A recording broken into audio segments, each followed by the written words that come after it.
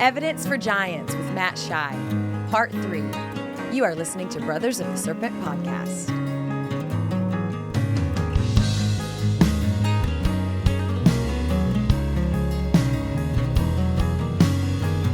And welcome back, ladies and gentlemen, boys and girls, angels and demons and monsters and serpents. This is Brothers of the Serpent podcast, and we are coming to you not live from the 10x10x10 tangent cube of science, where we are nestled amongst the dusty bones of an ancient seabed high atop the Edwards Plateau. This is part 3 of Evidence for Giants with Professor Shy, the professor, PhD from 10 books, for joining us once again. Yeah, and I think we're going to try to wrap it up this time, right? Yep. Yeah.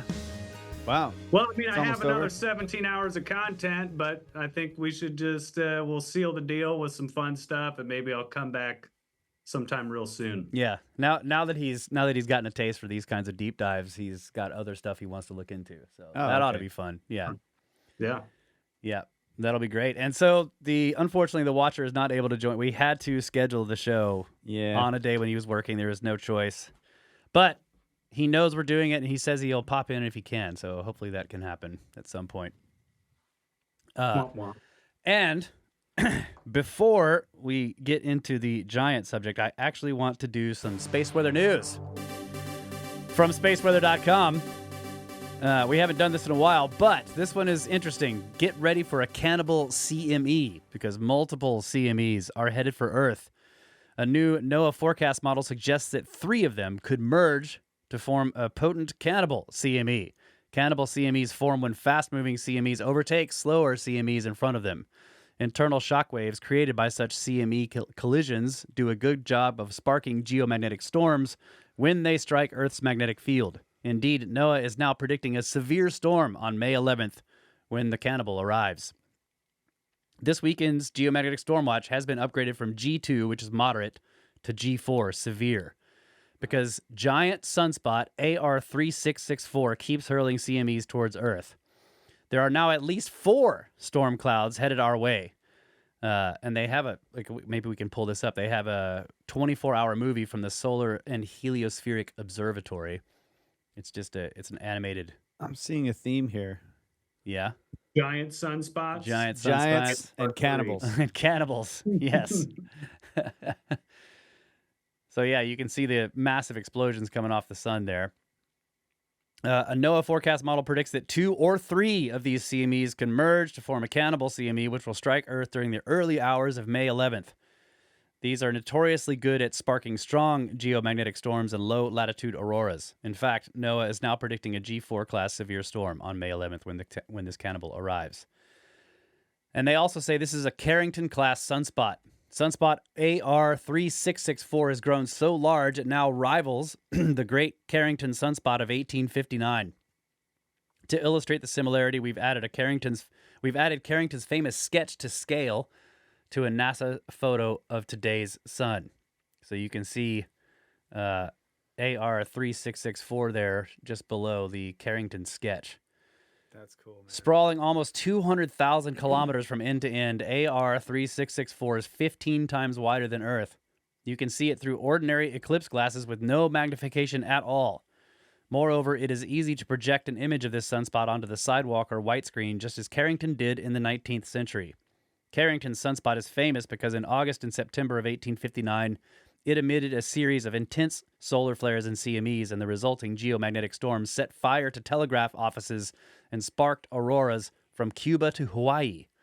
The Carrington event has since become a touchstone of space weather and pop culture, with recent headlines stoking fears of an internet apocalypse if this repeats.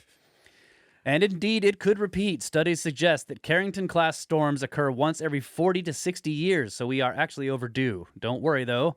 The 4 CMEs currently en route to Earth, even combined, are probably no match for the monster CME of 1859. The Carrington event won't happen again this weekend. Nevertheless, it would be wise to keep an eye on this growing active region while Earth is in its strike zone. So what? I mean, they're saying the spot is big enough, but the CME is much smaller. The CMEs that are coming, are not of the same strength as the one that caused the Carrington event. Okay. However, we have a sunspot with the same size. So What was the deal a long time ago when like there was just this massive spot on the sun where like, do you remember this? Yeah, kind of. Like this huge. I don't know if it was facing us or what. But I don't think we were doing space weather news at that time. But Maybe like not. Yeah. like half of it was black. Oh well, there was a. Are you talking about the holes in the corona? Maybe or whatever? that's what it was. I Yeah. don't know. I just remember There are these something giant huge. holes in the solar atmosphere sometimes. Okay, maybe yeah. that's what it was. Okay, well, Did current that article conditions. mention that the last event that was similar in Sweden, like compared to the Sweden power outage? No, it didn't mention anything about that. I read something. It could have been propaganda. Don't worry. Okay. I know nothing about weather science, but I think in 2005 there was a CME that knocked out power in Sweden. Yeah, I don't remember hearing about that, but it's possible, I guess. Some geomagnetic storms do cause. I mean, they cause satellite outages, internet problems, radio issues. You know, communications. Usually, it doesn't. I don't know if it's affected power before, but maybe. That's why I'm saying you need to do the science because I don't actually do science. Current conditions, solar wind speed is 423.3 kilometers per second. The density is 5.63 protons per cubic centimeter. Total sunspot number right now is 142. And the neutron count is minus 3%, which is very low in the neutron count. And let's see, the KP index right now is relatively quiet, 2.33. And the 24-hour max is also 2.33. So I expect that will change on the 11th. So there you go. Space weather news. Should be interesting. Thank you for that update. Yeah, it would be. I knew nothing about this. Yeah. Massive explosions hurtling towards us in space. And most of us just go on about our lives. I just realized, Secure in our shield of air. programming note, when I do this, what does it do? Does it actually look at my desktop on the video? I can't tell. Oh, I don't know. All right. Well, I did that a bunch on the last show, so I didn't see didn't notice it. I didn't. So maybe know. OBS. Okay. Well, I'm doing a screen grab, and then the Mac has this thing where you swipe up with 3 or 4 fingers. I can't remember, but it like shows you all your windows that are open. I'm wondering if it's changing what OBS is grabbing. But Well, anyways, Yeah, at the most, the things that I've noticed is like the OBS will sort of move around a little bit, but it doesn't. Yeah. Okay. Yeah. All right, Matt. Take it away, Professor. Where are we going? All right. Yes, meow. As professor of giant things for many, many of weeks, I've been a professor. Prof. Several, Prof Shy. indeed. And I need a very nice accent to go along with my professorism. Let me figure out how to use my computer real quick. You can tell he's prepared, folks. Is that a new painting in the background there? Or was that Nope. there last time? That's actually an AI generated painting. None of this is real. I'm actually in an actual cave. This is fantastic CGI. I just have like a green sheet in my cave and a tiny fire. Okay, slideshow. Let us begin. Oh, and This I first probably slide's have supposed to share blow my our minds. screen. Yeah.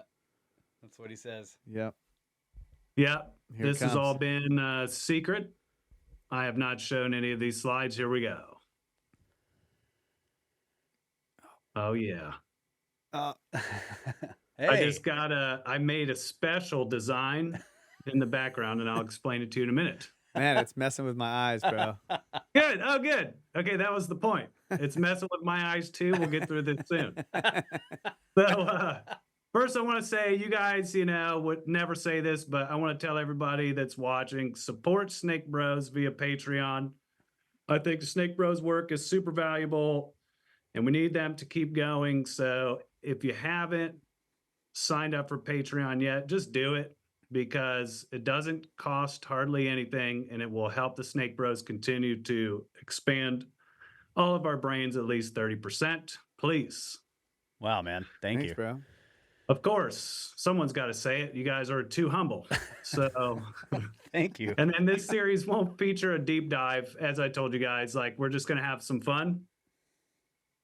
And then to that YouTube guy complaining about the plain white paper back with black writing, this slide is for you. So I hope you enjoy this. I hope you pause it, and I hope your eyeballs go crazy, okay?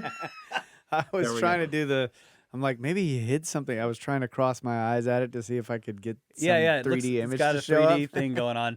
I also noticed Yeah. that, to me, it looks like the first bullet point is highlighted in red, and then the second two sentences seem to be highlighted in green. I don't know why this is No. happening. Ah, It's an optical illusion. It's really we could messing stay with on me, this man. slide. We could stay here until you figure it out. okay? Listen, all I think that guy was trying to say was invert your images. So Yeah. that- yeah, it's a black screen with white text. No, I get it. She's probably sitting in bed with no lights on. He's like, my eyes. So this one's for you. Yeah. Real man of presentation. Well, I got some advice for that guy. Just download an app that inverts the colors on your phone, Yeah. and then you can Oh, yeah. go back and watch Matt's giant show. Exactly. We'll It'll work look around really it. cool. All right. I think we spent a lot of time on this slide. Yeah. Please change it. It's starting to hurt. Okay, good. I'm We're gonna averting my start off eyes, with, oh Lord. Okay. Ah, We're gonna start with it. Oh, Ow. so bright. We're gonna start with artifacts. Okay. This compilation, whatever. It's questionable. Some of it might not be questionable. But if they scare you, don't worry. All of these items were only for ceremonial or religious use. So here's something Think else I on. could do for that guy. Let's see. There. Now it's not so bright. I can't see what you're doing, but I'm sure it's entertaining. So I have a picture of a sledgehammer here because I want everyone to understand, kind of like probably most people have picked up a sledge, 6 or 8 pound sledge. I know you guys have picked them up. Yep. For sure. Here's an example of a 6 pound sledge. And we'll keep that in mind as we look at some of these artifacts. The first set was the spearheads in Israel. And I'll just read it off. A hoard of copper tools and weapons was buried at Kfar Manash in Israel. The archaeological report that published this find claimed the spears were too big to have been wielded and must have been used just for decoration. Yeah. And I note here that battering rams really weren't invented at the estimated dating of these, when these were dated. But the weapons look like they have evidence of being used. Yeah, I see edge damage, if that's what you're talking about. Yeah. Yeah, I mean, like I said, I didn't do a deep dive, but they look used to me. These ancient tools are currently displayed at the Israel Museum, and the far right one is 4.6 pounds, and there's a larger one to the right of it. I couldn't get a good picture of it, which is 6.2 pounds. Wow. The average spear tip weight across history is less than 1 pound. You go from just a few ounces up to a pound in some of the large 6-7 foot throwing spears. So this is 4 to 6 times heavier, just the spear tip. And, this sledgehammer is 6 pounds.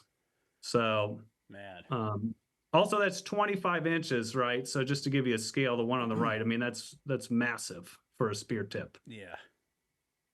All right, I guess I'm gonna have to try running around with the sledgehammer and throwing it or something. I don't know.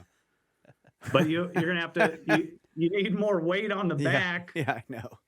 See how far you're gonna throw it 1 foot, and if you have a soldier that's 3 feet away from you, he's gonna and hit you with his claymore. Would they work as lances? I mean, where you basically all you're doing is planting the butt end in the ground and then lowering it down at a horse charge. Yeah, or you just charge? lift it up when they're coming at you. They're like hidden in the grass, all Braveheart style. For sure, but All you need is sharpened That's- sticks for that because they're one-time use. Yeah, that's true. Yeah. You don't need to build actually manufacture these steel heads. Yeah. Yeah. I don't know if you know, the Romans used to build really poorly smelted iron tips so they would bend and break into their one-time use from their opponents. So Yikes. these were copper and these were hardened, I think, a bit more. So you can stab multiple people. Yeah. Or mammoths. But anyway, so there's artifact number 1. That's cool. Indeed. Moving along, I just have some, I basically already told you what this is, but here's an actual write-up where they agree that, battering rams and scale armor appeared hundreds of years after the date possible of the horde. And so they basically say they were ceremonial or decorative. I We're have moving seen this. along. Yes, I've Oh, seen this yeah. one. Yeah. The That's awesome. Nimmitsu Odachi, okay, 12 feet long. And you see this gentleman holding the Norimitsu on the right. And I put the sledgehammer there just in case you already forgot about the sledgehammer. And this thing is 31 pounds, way heavier than a sledge. The one interesting fact is that it had the same craftsmanship as other regal or, legendary swords of Japan. And it was can't even- dated. Yeah. You can't even get the thing out of the scabbard. Like one man. You know what I mean? Right. Like you don't have enough. You have to throw the scabbard to even get it off. Yeah, but come on, in like an anime, this would be awesome. Yeah, Right? you just One throw- guy is standing there holding it, and the other dude's running, grabs it. Yeah. Oh my gosh. Well, look, Odachis were typically 90% of the height of the wielder. So it would definitely be from your head and just a foot or less from the ground. So that, this is the Odachis are the long, your long. So like it would, if you set it on the ground, it would come up to your chin or something, basically. Yeah, Wow. or your chest, depending on how you would have it. So this is like crafted, an right? almost 13-foot guy. Yeah. Wow. Yeah, that's Wow. yeah. So this would have to be 13 or 14-foot dude wielding it. Man. And people, they say it was ceremonial, but if you do a little bit of a dive, it has some wear. It has, what they should do is actually check for DNA on the wrappings, actually. But I don't think it's been done. But that would be interesting. Oh yeah. Oh, too late. Look, the scientist guy already put his hand all over it. So Yeah. never mind. I'm sure plenty of people touched it, but yeah, that's a good point. Like if it shows wear of use, that's Yeah.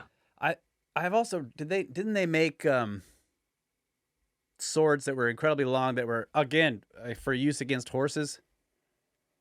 They were like almost a one-time use thing where it was basically it's terrible, but it's like cutting the legs off the horses. Ooh. And they were big, but not that big. Well, I don't know. This Yeah. is not deep dive Professor Shy today, Okay, buddy. yeah. Sorry. Just I don't bringing it know, up. man. No, it's good. You still can't get it out of the scabbard. You're right. You can't. Yeah. Way over here. Yeah. Meanwhile, I'm dead because Yeah. I Yeah. took too long. Yeah. You'd have to throw the sheath, right? The scabbard. Yeah, Pull sure. it and then I mean, like hurl it's it just off there. standing there and you just yank it out and throw it and pray Yeah. and run or something. Yeah. And it I mean, hangs yeah. up on the end, and Right. you're like, oh. Yeah, exactly. Yeah. And meanwhile, it's 30 pounds. I mean, I don't know if, Yeah. try to throw around a 30-pound, long sledge. I mean, you'd Yeah. have to be pretty darn strong. Cool. So then we have, you guys probably know all about Scorpion King. I was hoping you guys could chime in. I'll say my little piece. I've seen the artifact. I don't This know is- much about is it. this Menes? Okay. Narmer. name? But Narmer. it's so the Scorpion. Okay. I know a little bit more about this Egyptian stuff than you guys do. Yeah. So the Scorpion Pharaoh or Scorpion King is thought to be the oldest and first Egyptian pharaoh. The guy who did the unification the first time. That's what you mean? But well, I don't know. Okay. Sorry, keep going. No, it's okay. So he would be Narmer. They have found some of the artifacts that have the pharaoh who used to be thought to be the first pharaoh, and that would be Narmer. But then they found this writings where they interpreted that this was called the Scorpion Pharaoh or Scorpion King, and there's dispute as to whether or not it's the same. But some Egyptologists will think that he was a separate pharaoh and the first pharaoh. It'd be cool if we did a deep dive on this, but I didn't. But anyway, there is an image of him holding a mace here and about to strike this gentleman below him. And I know that the symbology in the Egyptology, this particular imagery means that the man on his knees, because he only has he's basically naked. I forgot what the little cod piece or whatever means, that he was barbarous. He was barbaric, and the Scorpion King is going to put him to his death. But neat imagery. But so I bring him up first because this is an old artifact, because you see him holding the mace. Then we have an actual mace here.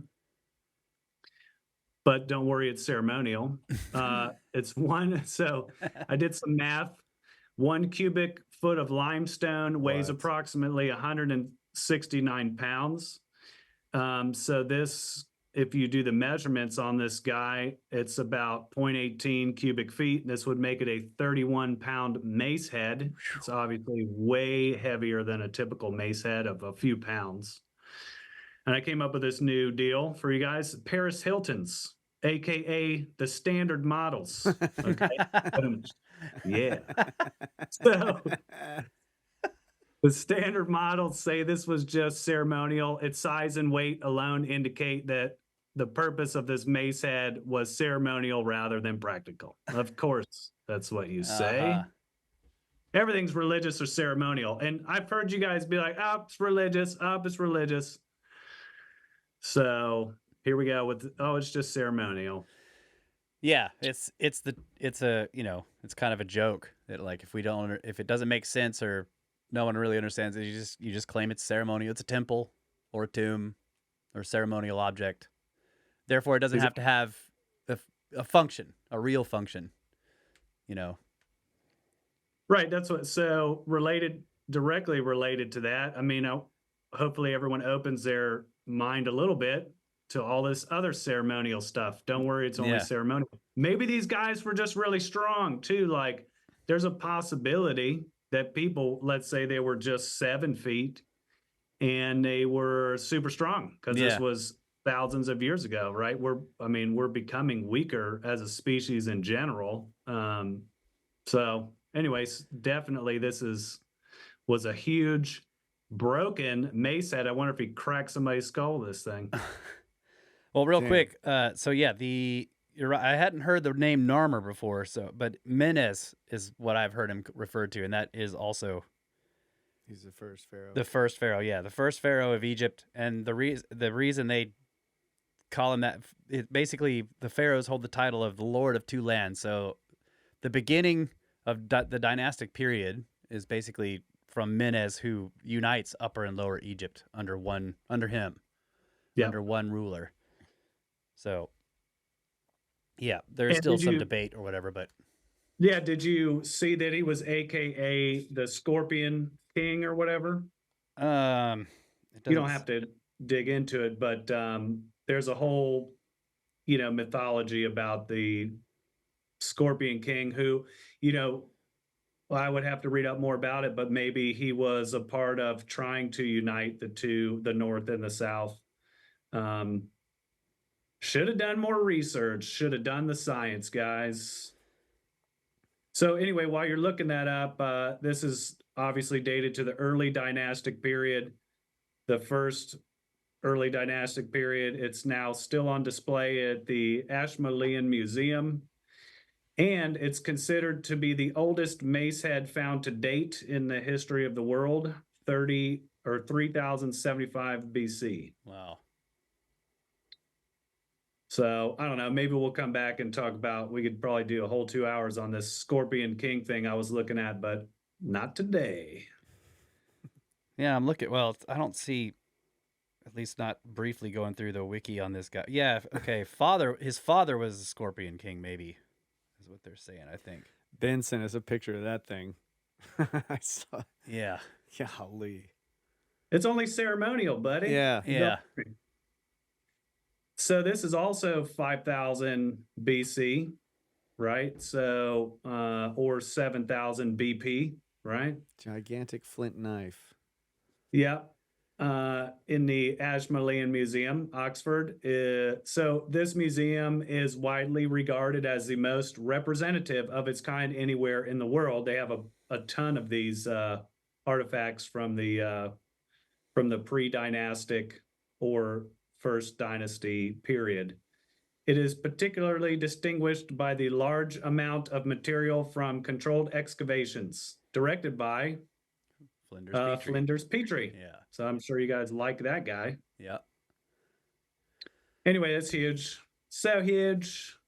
Yeah, that is a massive whatever it is. I mean, it Right. does have the shape of a knife, but damn. What? I think also the picture is a little bit, it's got sort of an illusion because the hand that's in there for scale is actually on top of the glass case, Yeah. far away from the thing. If Yeah. it was, it's much bigger than that in reference to his hand. Yeah. Absolutely. Well, where's your, now that's a knife. Come on, we need I know. somebody. Ben sent us a video of the thing or a picture of it, and that's what I think that's what he said. He should have said it with his British accent. Yeah, Moving on. his crappy British accent. Yeah. Okay, look at this bad boy. Wow. Russ, you were like, hey, what about the finger, bro? So it wasn't in my presentation because so many people get mad about this darn thing. Yeah.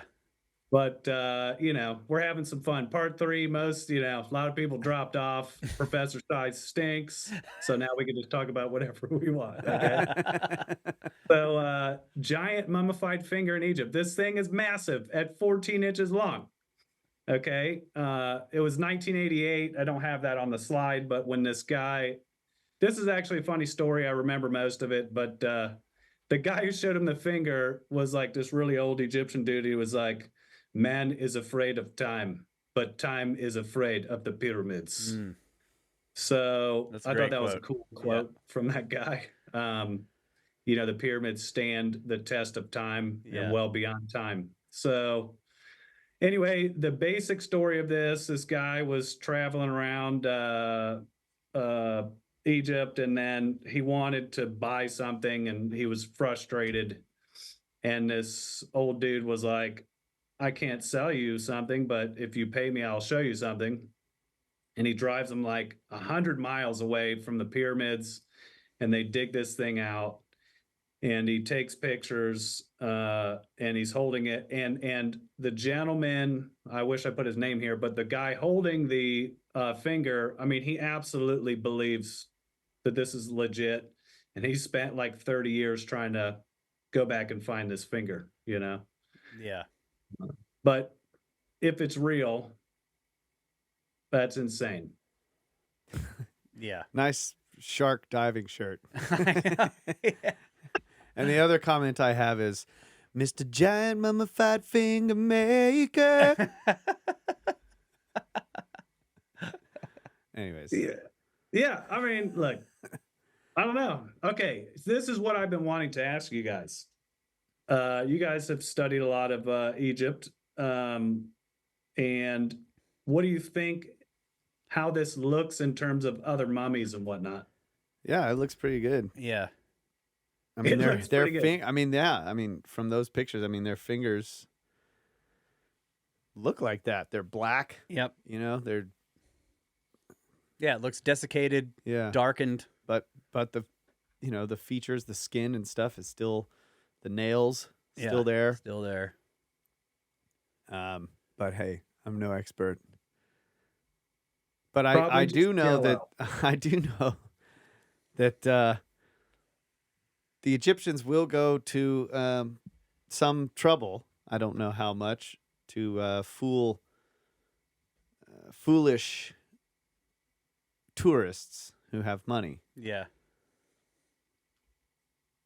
So. Hey, that's that's why I said I should have worn my skeptical cat T-shirt again today. But if he didn't sell it to the guy, then perhaps that doesn't fit the bill, because normally they're like, oh yeah, I have this artifact that I found buried under my house, blah blah blah, and they're selling it to you. But in this case, he charged the guy $200 to take pictures with it. They did do this. Well, yeah, they did do this. They brought it to a doctor for an X-ray and got the certified X-ray, and so showed that there was bone in, and the doctor said it looked like real bone. Now, of course, the picture was like too blurry for me to, because this is like film. So the guy took the picture, but the picture was blurry, which obviously people are going to be like, see, it's fake. But there is a picture of the X-ray and the certificate of the X-ray, etc. Yeah, but that could just be like, the Egyptian calls up his friend and he's like, hey, I got another one. Bury the finger out in the desert. Yeah, and then he calls up his doctor friend and he's like, hey, I'm bringing the finger in. Everyone gets paid. We need an X-ray, and everybody gets paid. I don't know, but on the other hand, I'm not going to completely rule it out either. It's a very strange and interesting story, and if that works so well, you would expect there to be more stories like this, and this is the only one that I've ever seen. So. The other thing is, it's like the least probable thing to be preserved from a giant mummy, since there would be an actual giant mummy. Yeah. So like the smallest digits are the thing that's found and preserved, as opposed to like the huge parts of the mummy. But it's the easiest thing to fabricate of a giant is the smallest bits. So that's a possible argument to make. Script art argument there. How about that? Actually, you just brought up a good point, which is how come there isn't like 10 other people online going, yeah, that guy showed me that too, and he charged me money. There's no one else online saying I also saw this finger from because I was poking around on this finger, pun intended, I guess. And poking around this finger story. Anything. Yeah. And by the way, this guy has his website. He's had it up for like 20 years, and he's still like, help me find this finger again. So this guy's super addicted to this finger. His whole life has changed over this finger. We need to ask Yusuf about this finger. That would be epic. Yusuf will probably be like, listen. He'll be like, that was my cousin. You want to see the finger? Yeah. Hey, cousin, they want to see the finger. They want to see the finger. Yeah. All right. We got about 4 or 5 more slides on artifacts, and then we can all stop laughing. Well, we can take a break right now too. Yeah. Oh my gosh, we're already there. Yeah. Well, let me just. It's like it's 5 minutes of artifacts. Then we can have a clean cut. Is that okay? Yeah. All right. Guys, don't get bored yet. Listen, and then I'm going to put my finger down. Oh. Okay. No, this is just little tidbits. We have these Greek axes. Archaeological Museum of Heraklion has a unique collection of ancient objects. I mean, they're axes. They're fully constructed. They're huge. They're just called ceremonial. I mean, just interesting. Not a whole lot on them. This one's a little more interesting. Here we go. Is the axe head in Hopewell Mound is 39 pounds. These hand axes are so big, it's difficult to imagine how they could have been easily held and used. Now, the Hopewell Indians did not use large stakes or stones that would even require such a tool. They weren't staking stuff down. They weren't breaking large boulders. So whatever this tool was made for, It is massive, and it does have the characteristics that it was attached with a handle. Yeah. Wow. Man. So that's kind of wild. It's stone? Copper. Copper. Yeah, it looks. Okay, I was going to say it kind of looked metallic, but could be a rock. Wow. Yeah, pretty crazy. 39 pounds. I mean, there's not a whole lot of info on that. It's just, this is just a bunch of blah, blah, blah, blah, blah. Yeah. But 39 pound axe head. And then we had talked about this in the previous episode. I didn't bring this slide up, but, footprints preserved in the boundless expanses of the white sands drawn attention to scientists since the early 1930s when a government trapper spotted a print measuring a stunning 22 inches long and 8 inches wide. Scientists now say that it must have been a ground sloth print, but the guy was an animal trapper and he was hired by the government. So my point is even though we didn't bring this slide up, do we think that a trapper who is an expert on animal prints would see a sloth print and say it was a human print? I mean, so take a look at the sloth print that they have found. And okay, so it doesn't say it in the text there, but so this government trapper spotted a print and thought it was human. That's what you're saying? Yes. Okay. Yeah, so I didn't bring the picture from the last slide, but this is kind of an artifact, and it's just an interesting point that they dismissed this gentleman who was a government trapper. He found a fossilized print, and they said it was a sloth print. How big was the sandal from last episode? Wasn't it like somewhere in the 20s? It was. I know it was like a size 29 15 or something. inches. Oh, is that how much 15. it was? Yeah, 15 inches, a size 29 or something like that. Yeah. Okay. So a 22-inch long print would be enormous. Wow. Yeah. Yeah. But again, So, it's not like, that's the thing about this is, and before we take the break, I'll bring this because I've seen a lot of people in the comments and in the discussion in the Discord have brought this up, like, and we've mentioned it on the show before. The Pleistocene had a kind of a case of gigantism in every other animal. Yeah. Right? They all, at the same time, had cousins that were much smaller that survived the mass extinction. Some of them did. Yeah. And those are the ones we have today. We have the smaller versions of just about everything that lived through the end of the Ice Age. So it isn't that difficult to believe that humans had a version of themselves as megafauna that were much larger than the ones that survived it as well. So maybe we were, we have sloths today. They aren't giant sloths that leave a 22-inch print. So is it so difficult to believe that there were humans that could have left a 15, 16, 17, up to 22 inches of a footprint? Yeah. Bears, saber-tooth. Yeah.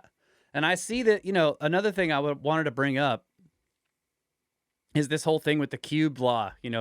People was like, well, you can't have giant humans because you end up with structural failures once you add too much mass. But we did have giant versions of a lot of other animals. Yeah. They're just not the same. It's not the same as like taking a modern armadillo that's a foot long and turning it into something the size of a Volkswagen Beetle just by blowing it up. It has different structure. Its bones are built different. The muscle structure is built differently so that the animal can support itself. And we have plenty of two bipedal dinosaurs that were massive. Yeah. Yeah. So I think it's a good point.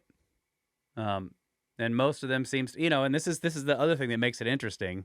And this is probably why it angers, some of the scientific community, is because it's like, it's biblical in some ways. It matches ancient texts, right? And you were telling the stories in the first episode about how, there were giants, and then the God and everybody in the heavens is like, we got to get rid of these guys, and they wipe them out. And then they find out later, like, there's still some down there, and they wipe them out again. Yeah. And it's not just biblical, that was just the initial reference. By the way, it goes through most religious texts. And I wanted to really dig into Egypt, how they present their half human, half animal / half deity pharaohs and gods, and they were presented much larger. Even though they didn't write it down in regular characters, they did it in hieroglyphs. So it's not just the Bible; it's Egypt. It's it's biblical, but it's more to the point. It's like ancient mythological, right? And a lot of those ancient texts are used by various religions. And a lot of these myths, like we went over in the first episode, all of these myths, some of them are like, wow, like, okay, Troy, easy city that was mythological. And then we found it in the past, 20 years. Yeah. So this used to be a mythological city, and then they verified that they found the city. Yeah. There's tons of things that are myth until, the mammoth is an easy one. It was a myth. It wasn't a myth. The natives were like, yeah, there's totally mastodons. But then history was erased to some degree. And then the settlers were like, this is fabrication and myth. And then totally, absolutely real. Yeah. Well said. All right. Can we take a break? A giant break? Yeah.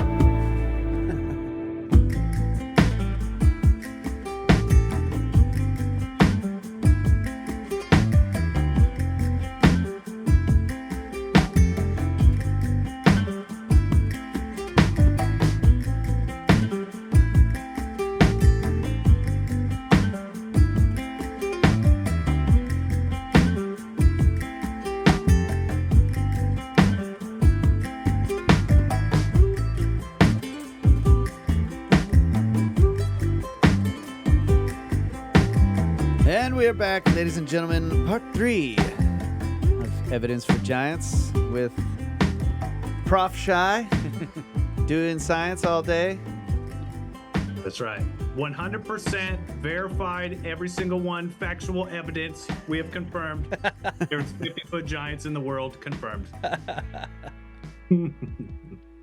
I wonder if that was the middle finger. Yeah. That would be epic, bro. A giant middle finger. That's Yeah. If it was the pinky, it'd have been crazier, though. But yeah, it's better if you could give a giant middle finger, for sure. All right, what we got Give next? Me $300 to see this giant finger. All right, whatever. Let's do this. Share the screen. Learn, Matt. You can learn how to use a PowerPoint. Okay. Now we're really back. Wow. Russ, I want you to read all this tiny text. Just kidding. Okay, this is just a little snippet, and I loved this book, and this is one of I would love to do a deep dive. This reminded me of Book of the Damned. This is a massive book written in 1697. Let me read just the title to you, gentlemen.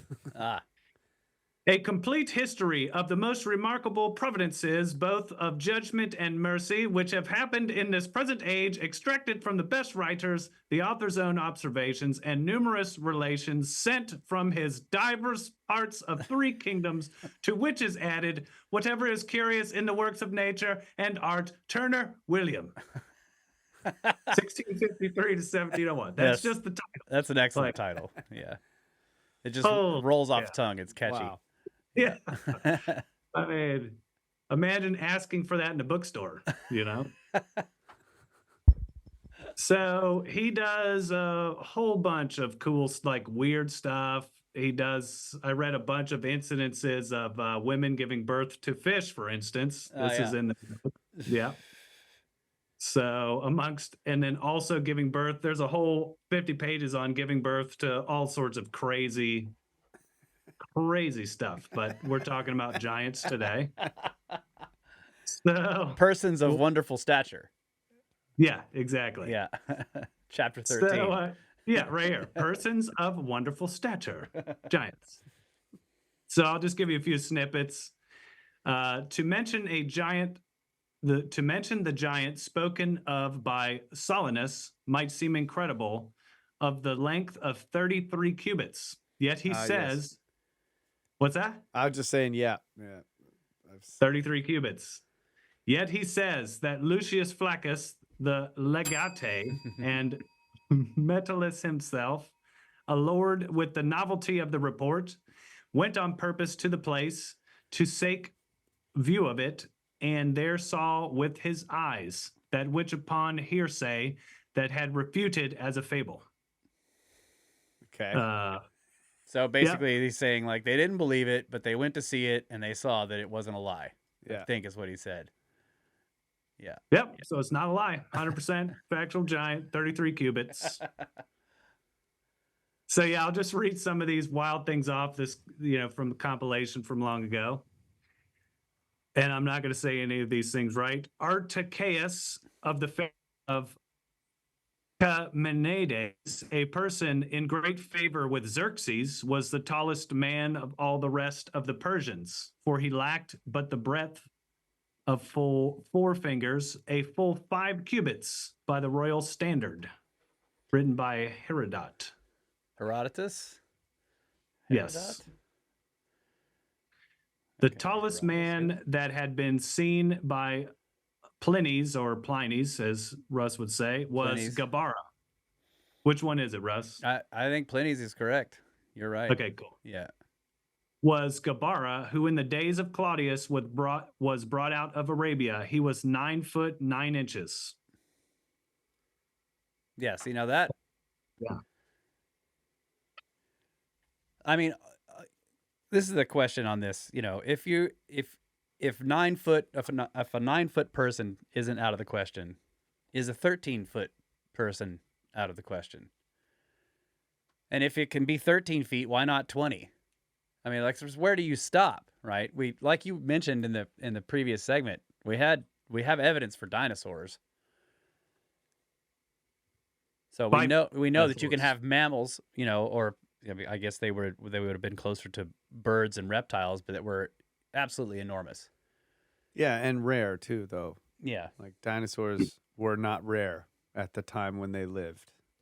You know what I'm saying? So even though we have rare fossils, they're of a very abundant species at the time they were fossilized. Whereas like these giants are rare in life. And so actually finding fossils or bones would be much rarer. Yeah. That's my point. Yeah, that is a good point. And that's another question I would have, like, because dinosaur fossils span millions of years. So, yeah. So were they rare, the big ones, and there was just lots of little ones running around, and the really huge ones were far more. I mean, you would just have to. I mean, I would guess because of the size and the amount needed to sustain them. Yeah. That there would have been lots of little ones and the occasional absolutely enormous one. But with mammoths, for example, there were millions, tens of millions of them. Yeah, you're right. Yeah. But still, there were probably way more rats than mammoths ever. Yeah. Ugh, that's a disturbing thought, really.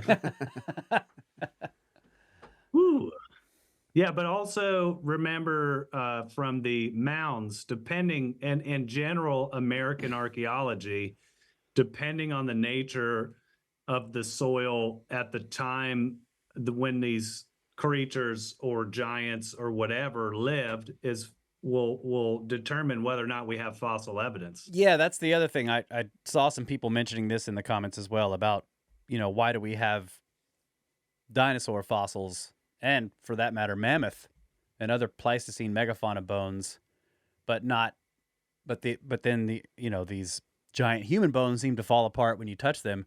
Well, the giant humans were buried in moist soil that's not good for preservation. The dinosaurs bones and the mammoth ones, for the most part, were fossilized because they were entombed in a cataclysmic event, which is the kind of thing you need to have to make that kind of fossil. Totally. For the most part. I mean, whether it's like a landslide or, being buried under because there's an impact and it throws enormous waves and completely changes the climate. This brings up an interesting point that, Matt, we had talked about this when you were here, but the Flint Dibble debate with Rogan. Yeah. They were talking about, a some massive cataclysm, like wiping out a ancient civilization that is now lost because of this cataclysm. And Dibble made the point that like cataclysms actually do a lot of preservation Yeah.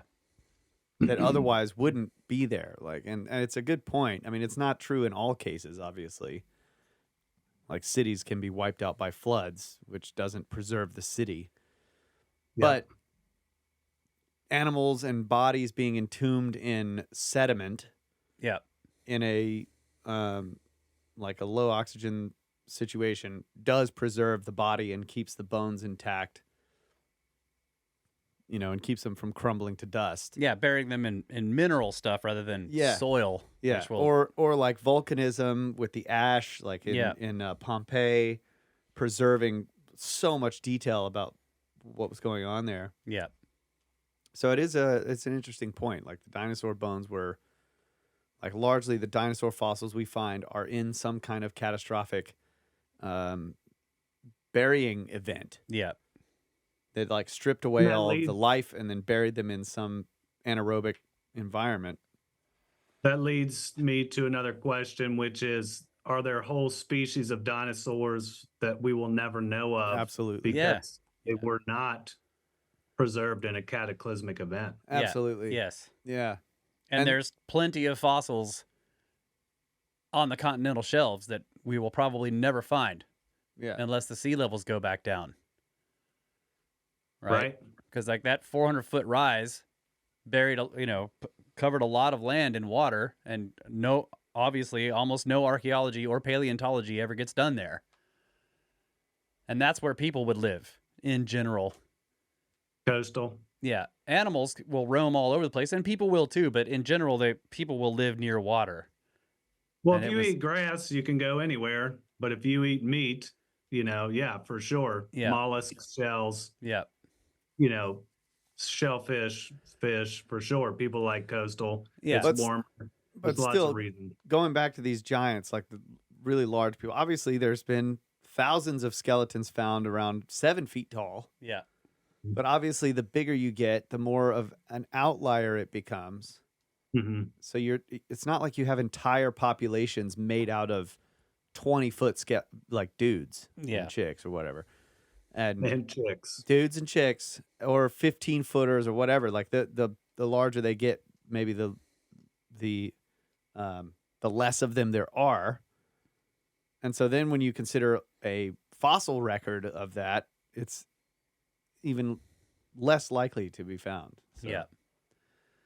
I don't know. Yeah, and That's I mean, my, there's been more 9-foot skeletons found and or destroyed and or repatriated than, again, the whole Clovis people in its Absolutely, yeah. entirety. Yeah. So yeah, that's another one. Where are the Clovis? There were possibly millions of them based on the amount of sites and the amount of artifacts they made, or maybe they just made tons and tons of artifacts and there just weren't very many. It was just one guy. when you don't have YouTube, bro, you're just sitting there all day like clink, clink, clink, Yeah. next. You got nothing better to do with your time. Yeah. Sit around and make beautiful artifacts. Yeah. I'm bored. Yeah. Probably Clovis people never said, I'm bored. This dude was like, I'm going to make something today. Or there This was next spear point is going to be the best spear point I've made. This 10,672nd spear point is going to be beautiful. All right, what else you got on this slide? Can't read it. Plenty. Oh, good. I'm glad you can't read it. So, okay. We read the 9'9". So, Jovinenius, the emperor, was of a vast and huge stature, so that of a long time there was no royal robe that was found to answer his height of his body. Okay, this is man. So he always looked like he's wearing a miniskirt, 'cause just wasn't long enough. By the way, I didn't even read these, so this could be hilarious. I don't know. So, okay. Maximus, this is a classic. The emperor was 8.5 feet. Now, this is like in plenty of historians' books, and he's mentioned Maximus was 8.5 feet. And then he used his bracelet or armlet of his wife for a ring on his thumb. Wow. And that was written, and I have some of the actual documentation on that. But what I like about Maximus is it was written not only from Rome, but from the Persian Empire as well. Mm. And I did learn that a lot of during the time of Xerxes and his father, was it Darius the Great? I'm sorry, I don't have his name off the top of my head. Most of all of their documentation was destroyed when the Greeks actually came and retaliated, and everything was burned. And there's like almost no documentation remaining from that whole era. I thought that was crazy. So we have a whole history of however many, 100, 200 years of just, we're going to annihilate every last piece of history from these people. Kind of crazy. Wow. How many times has that happened? Well, I don't know. A lot of times. What's the very famous Egyptian library? Library of Alexandria? Exactly. Yeah. We'll never know. Yeah. Okay, so there was a time of Augustus Caesar, two persons called Educio and Secundia. Each of them was 10 foot high and more. Their bodies were kept within the Seleucian gardens. Plinius also wrote about this, and there was tons of witnesses that they would come and take a look at their bodies because people are gross, I guess. I'm curious. There was a young man carried about Germany to be seen around 1613. He was then 22 years of age, beardless as of yet. That was 8 foot incomplete. His foot was 1 foot 1/3 long. Wow. Circa 1572, Delricus saw a giant, full 9 foot high. This is some guy named Delricus. I told you I didn't pre-read these. Yeah. This is part 3. This is fun, okay? Okay. Walter Parsons, born in Staffordshire, when present to a smith, Apprentice. a hole was made. Huh? He was an apprentice to a blacksmith. Yeah. Oh, sorry. Yeah, when apprentice to a smith. Yes, thank you. A hole was made for him in the ground to stand therein up to his knees to make him adequate with his fellow workmen. Yeah. He was afterwards porter to King James. He was proportionable in all parts and had strength equal to his height, valor to his strength, temper to his valor. He would make nothing to take 2 of the tallest yeomen of the guard, Yeah, yeoman. like gizzard and liver, under his arms at once, and order them as he pleased. All right, he was a big dude. He's a big dude. William Evans, born in Monmouthshire, was 2 yards and a half in height. He was porter to King Charles I, exceeded Walter Parsons by 2 inches in height. This was the previous guy. At an anti-mask at court, he drew little Geoffrey the dwarf out of his pocket. Come on. 2 First yards to and a the half? wonder- 2 yards and a half. That's not that high. 7.5 7 feet. and a half. Yeah. Me. First to the wonder, then to the laughter of the beholders. Anyway, so he pulls a dude out of his pocket. I mean, that's pretty awesome. Okay, I'll finally go over Magellan. I've been trying to avoid Magellan, but here we go. Magellan came to the country of the Patagons. 2 of them he made his prisoners by policy, who thereupon roared like bulls. Their feeding was answerable to their vast bulks. They were such a stature that the Spaniards' heads reached but to their waists. One of them did eat a meal, a whole basket of biscuits, and drank a great bowl of water, each draught. Yeah, Yeah. good old Magellan. Thanes tells of a Tartar slain by a Polander in 1575 of a prodigious bulk. His forehead was 24 inches in breadth. Boom! That's a big old forehead. And the rest of his body of that magnitude, that the carcass as it lay upon the ground would reach to the navel of any ordinary person that stood by it. Whoa. Okay, wow. That's a big dude. Yeah. Manley tells of Mr. Thomas Brittle, a Cheshire man that he saw in 1671 that was about 7 foot high. His father said he was a man of moderate stature. His mother was near 2 yards high, and he himself hath a daughter who, being 16 years of age, is arrived already to the height of 6 foot complete. So that's just one snippet of this book. There's a ton, but I just wanted to grab just one page of his little stories. Yeah. So, and then for real, if I do, I'm probably going to do like a poll on Discord, work it out with you guys. I might just want to grab like the craziest stories from this book and do a book report if you'll let me. Yeah. I love the crazy stories. Dude, like I said, A there's complete some, history of the most remarkable providences, both of judgment and mercy, which have happened in this present age, extracted from the best writers, the author's own observations, 1697. A great book. Yeah. dude, I want a hard copy for real. And the numerous relations sent to him from diverse parts of 3 kingdoms. Yeah, you forgot that To part. which is I was added reading the whatever's- actual picture. Oh, okay. Yeah, but the thing is, they couldn't fit the whole title on the reprint. That's the reprint. Yeah, so they had to cut it. To which is added, whatever curious in the works of nature. Yeah. That's great. Yeah. Totally random. I don't know. I found it and was like, what is this magic? This is a beautiful book.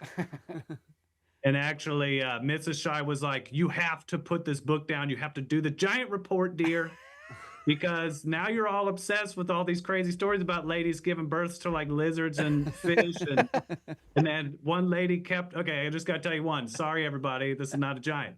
She gives birth to 2 fish. She puts them in a pot and then fills it with water and keeps them because it's her children. She's like, it's my fishy children. And then they eventually were like, we can't raise these fish. But, like we have to put them in the lake. So she was devastated. But anyway, there's like tons of that kind of weird stuff. It's weird. It's super weird. Okay. All right. So I subscribe to the concept that the universe is weirder than we can possibly believe. I agree. Yeah. So now we have some little more in depth, not a deep dive, but this guy was kind of interesting. Felix Platter. So let me give you his background. He's a Swiss physician from 1536 to July 1614, I believe. And this is he wrote in his book, Observations Medicae, Book 3, 1602. The reason I want to give you background is because also he is well known for his classification of psychiatric diseases and was also the first to describe a intracranial tumor. So, I mean, this dude was a pretty smart doctor. All right. What's he got? Okay, so he writes this in 1602, but in 1584, in the month of July, being at Lucerne, I was there shewed by the senators the fragments of some bones of a prodigious greatness, kept in the Senate House. They were found in the territories not far from the monastery of Ryden, in a cave of the adjoining mountain, under an old oak, which the wind had blown down. When I had considered them and perceived most of the lesser sort, and such as are thinnest as the bones of the skull, to be wanting, whether neglected or consumed by age, I know not. I then turned over to the greater sort, as well such as were whole, as the remainders of such were broken. Though they were wasted, spongy, and light, yet as far as I could discern, I observed that they answered to the body of a man. I wrote upon each of them what they were, and I the rather concluded them to be the bones of some giant, because I found amongst them the lowest bone of the thumb, a cheek tooth, a heel bone, the shoulder blades, and the canal bone, which is the neck or collar bone, which are only found in a man of that form. Also, the long and thick bones of the thighs, legs, shoulders, and arms, the utmost ends of which with their heads were found, and they differed in nothing from the bone of a human body. Having afterwards all the bones sent to me to Basel by the command of the magistrates, and looking diligently upon them, and comparing them with a skeleton of mine own, as well as the whole as the broken, I was confirmed in my opinion, and caused an entire skeleton to be drawn of such greatness as all the bones would have been made, if they had been whole and together. It amounted to full 19 foot in height. And since no beast is found of this stature, it is the more probable they were the bones of a giant. Yes, that's interesting because, this isn't like, well, I saw some huge guy or some random person found one bone or whatever. He's like, okay, they seem to have a whole skeleton. He investigates it. He gets them sent to him. He compares them to an actual human skeleton that he has, and he's like, well, this looks like a human skeleton, but he would have been 19 feet tall. That's really interesting. And then the question is like, is he either lying, or did they fabricate these bones to trick this guy? Those would be the immediate arguments that people would make, right? Yeah, and I agree, but it's he has written several books, or he did, medical observations, and he is recognized for finding some of the first diseases. So right. I mean, he's a well-established physician. Yeah, so that's what I'm saying. By the way, the Swiss never lie. He's Swiss. Can't be lying. But that's what I'm saying. So it's like if we want to trust in his authority as a medical person, we would say like, well, he isn't going to be fooled by somebody trying to manufacture some bones. He isn't going to be tricked by bones from a skeleton that isn't a human, right? He has a human skeleton of his own. Yeah. Yes. Commonplace. Yes. I compared with which the skeleton of mine own. Was it his skeleton or just a skeleton that he had? Listen, this 1600 reading was quite challenging for me. I mean, he's got a lot of word soup going on here. Well, he's Swiss. Yes. They make great cheese, watches, and they never lie. Good banks, right? But yeah, exactly. Yeah. That's where I stash all 17 of my dollars. For sure. Government's not going to tax me on those $17. So, and it's interesting too. They're saying they found it in a cave, which you can believe. Like caves are great for preservation, for the most part. So. In a cave of the adjoining mountain under an old oak, which the wind had blown down. Yeah. It is kind of interesting. Yeah. Damn, I knew you'd like that one. Yeah, that's a good one. Ooh, yeah. Look how big Merlin is. Case closed, bro. He's like 9 foot tall. Merlin was real. Here's a picture of him.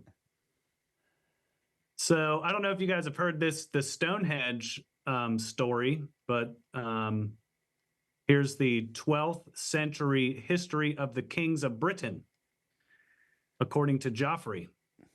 Stonehenge was originally brought from Africa to Mount Calaris in Ireland by giants.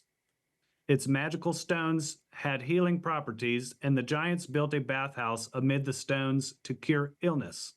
Joffrey suggests Merlin transported the stones from Ireland to their current location on Salisbury Plain at the behest of Aurelius Ambrosius to mark the graves of the slaughtered British noblemen. Quite how Merlin managed this is not made clear by Joffrey, who states enigmatically that Merlin used his own contrivances or machinations to transport the stones. However, an illustration in a 14th century manuscript of The Brute, an adaptation of Joffrey's history, seems to show Merlin in the temporary form of a giant helping to reassemble the stones. That is interesting. I hadn't heard that one. Yeah, I definitely hadn't heard that. Always trying to bring you new stuff. Now, you know, Brought this from is Africa and set up in Ireland. And then Merlin brings them from Ireland to England. That's really interesting. Yeah, I didn't do a deep dive, but I was like, ooh, neat. Now, Merlin is supposedly a mythical figure who is also has magic, as you guys know. Everyone knows about Merlin. There's tons of fables or mythology about Merlin. But interesting Temporary nonetheless. form of a giant. Well, I Yeah, mean, well, that this makes is- sense. Merlin was like, well, the giants built it, so I'm going to have to be a giant. Exactly. Yeah. There's logic there. We're kind of sticking around the UK into Northern Europe or Western Europe. So check this guy out. Sam McDonald, 1762. Just look at his chin before we even talk. Look at that chin. Come on, man. That's just a giant chin. He doesn't even have to be giant. Yeah, he looks like he could have had one of those skulls you Yeah, showed last one of the episode. jaws of the skulls we were looking at. Yeah. Or Agrimelli, right? So, but definitely, that's a good point. One of the skulls we were looking at, that jawline, I mean, he Yeah. would be a Super Chad. This is the original Super Chad. So, okay. Called Big Sam, was a Scotsman of unusual height for his day who had a distinguished military career and was a noted strongman. Oh, I love this story. A challenge to a fight from an Irish giant, MacDonald insisted on shaking hands before the fight, and when his grip squeezed blood from the Irishman's fingernails, the Irishman backed down. Woo, that's crazy. Them's fighting words right there, bro. Yeah, he's like, let me shake your hand first, sir. Crunch. Oh my gosh. So, you know, this 1822 source says that he was 10 feet, 4 inches, but there's other sources that write him as only 7 feet, only 7 feet. Yeah. Sketches of the character, manners, and present state of the Highlanders of Scotland, David Stewart, Edinburgh, in 1822. That's the source that claims he was 10 feet. So fascinating dude. There's a whole lot written about Big Sam. Squishing people's hands, Big Sam. Let me see. This is a good few pager, Russ, because everyone's making fun of me for saying that you have a beautiful voice. Could you please read this? The Popular Science News, August 1890, a prehistoric giant. The legends of all races tell of a time when mankind were of giant stature, doubtless arising in many cases from the discovery of the fossil bones of ancient animals of large size, such as the elephant, mammoth, etc. But, as far as we know, there is no proof whatever that the human race was ever possessed of a greater average stature than at present. In fact, the tendency seems to be in the opposite direction, the men of the present times slightly exceeding their ancestors in size, a result doubtless due to the improved conditions of existence in these latter days. Occasional instances of unusual stature are, however, not uncommon, and can be seen in almost any dime museum, and that there were giants even in the Stone Age seems to be proved by a discovery made near Montpellier in France by M. Lapouget, I don't know, and communicated to him by La Nature. At Castelnau, near the above town, is a prehistoric cemetery dating from the ages of polished stone and bronze. A large number of human bones were found, including about 40 skulls, one of which formerly belonged to an individual about 18 years old who, judging from the size of his skull, must have been over 6 feet in height. That's not the interesting part. Let us continue. All right. If we judge of the height of this Neolithic giant by the usual proportion of the parts of the skeleton to each other, he must have been between 10 and 11 feet high. The question remains whether this excessive growth was a normal one or due to a diseased condition resulting in a general hypertrophy of the osseous system. On this point, the authorities differ, one professor of the University of Montpellier holding that the bones are normal in every respect, while another finds evidence of a diseased condition. In either case, the giant of Castelnau must have been a source of wonder, if not of terror, to the savage men of those times, and was doubtless treated with all the honor which in these modern days is bestowed upon a successful prize fighter. Yeah, so I have some tiny notes that I'll read. The second institution does an inspection. Professor Kuiper also admitted that the bones are of a very tall race, nevertheless finds them to be abnormal in dimensions, and he believes that they had agrameli. And then I love this always happens. The bones were reportedly given over to the French Academy of Sciences, where they have since disappeared. Classic. Yep. But this was, I mean, here's a great. But there are sketches. Yep. Okay. Sketches by the French Academy. Yep. So, and that both of them are sketches. They're obviously not photography, but this is basically a sketch of the bone fragments signed by the archaeologist, and then a sketch of the by the French Academy. That's correct.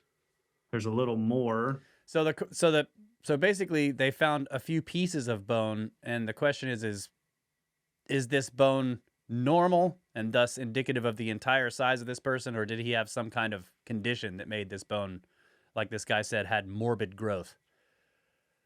That's the question, right? That is the question. The first institution and professor stated that there was no signs of giantism, and these were found along the remnants of other average stature people, buried with them. So this is why they determined that one was his human bones. Two, I believe this is modern enough in time where they're going to be able to establish that the difference between human and animal. And then they were worthy enough to where multiple educational institutions and the French Academy of Science actually held on to them. But of course, they're gone. They disappear because all cool giant bones disappear. So that's just how it goes. Yeah. This one's pretty neat. This is actually just a repeat. We went over it.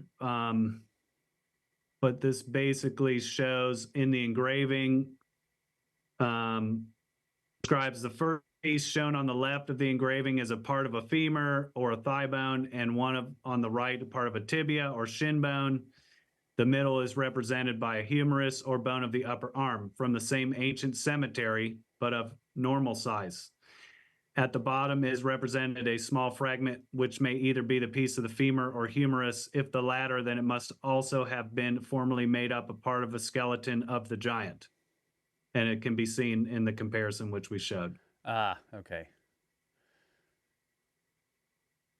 And that's 1890, written up by both La Nature and Popular Science. So this is pretty reputable establishments. So that tiny piece at the bottom of the drawing there, they're saying if it's part of the upper arm rather than the femur, it would imply that this person is very big. Is that what they're saying? Or even if it's part of the femur? Yeah, I mean, It looks No, to be so- about the same so- size as the femur anyway, but if it could be the upper arm. Yeah. They're comparing the regular size. That's a different bone. So if the bone on the right goes to an average size man, the 3 pieces here, which is a similar represented femur bone, would be of the giant, right? So there is one bone in dispute. Ah, But okay. The 3 bones are indisputable of a large man, but the one bone is confusing, and they could say it could belong to this skeleton, could belong to the other skeleton. Okay. I see. I got it. Yeah. If it belonged to a normal guy, it would be like the upper arm bone. Yeah. Right. Got it. Very Cool. interesting. Yeah. Break time? Let's do it. All right. It's fantastic, man. Good. Looking forward to the second half. Gonna be good.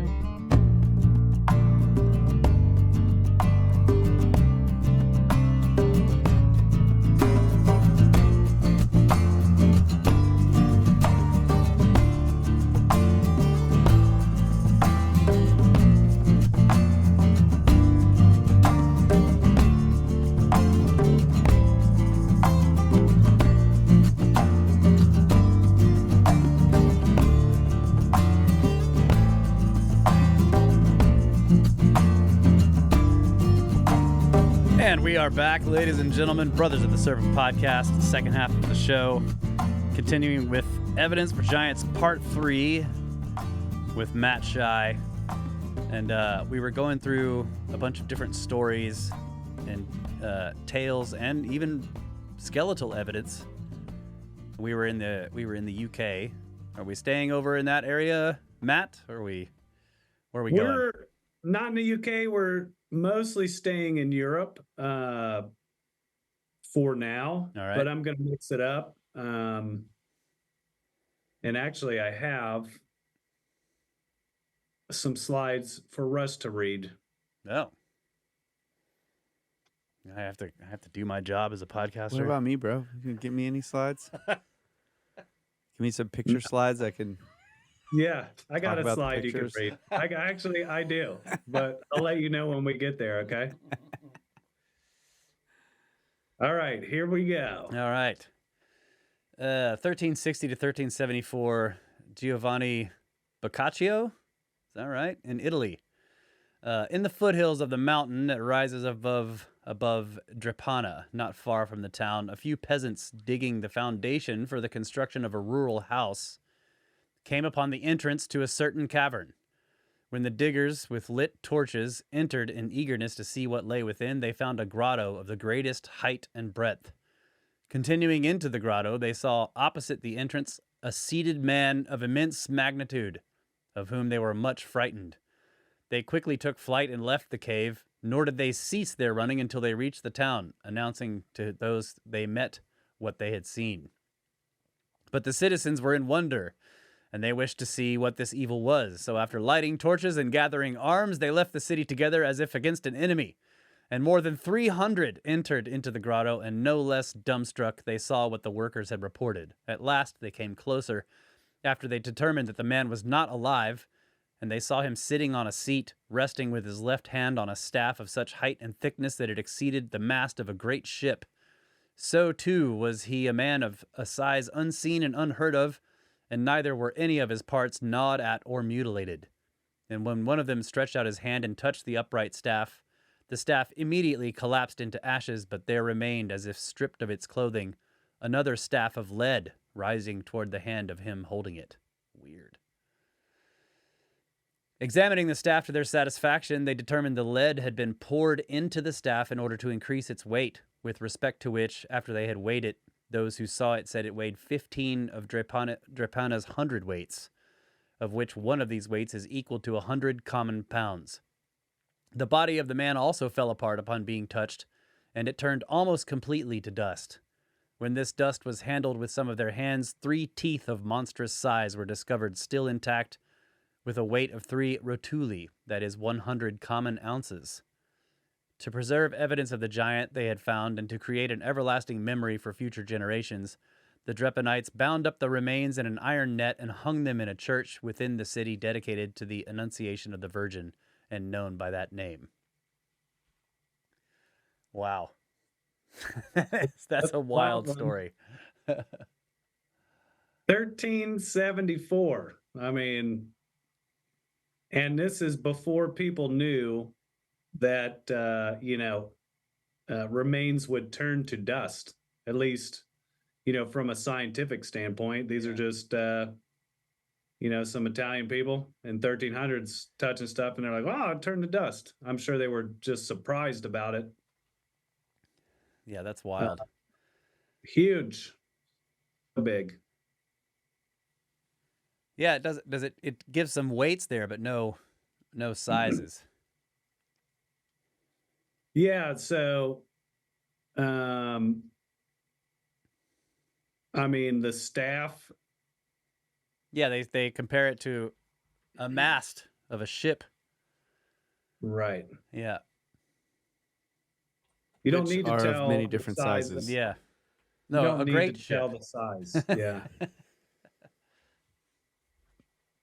It says weighed 15 of Drepana's hundredweights. Yeah, so 1,500 pounds, I think, is right. Is that Yeah, I the thought it just said the it's equal inside- to 100 common pounds. one of the weights is equal to 100 common pounds, and it weighed Oh. 15 of those weights. Oh, okay. Yeah. So 1,500 pounds, almost a ton. just the staff. I was thinking that this was a statue. I was too. Yeah. It's like they found a statue and they're like, "Oh my god!" But it the turned statue to that dust. Mm. turned to dust, huh? And Yeah. it left some teeth. Yeah. Yeah, it was made out of sandstone, Right. and there was a couple of pieces of quartz in there. I don't know. I can't buy this, Matt. Prof. Sorry.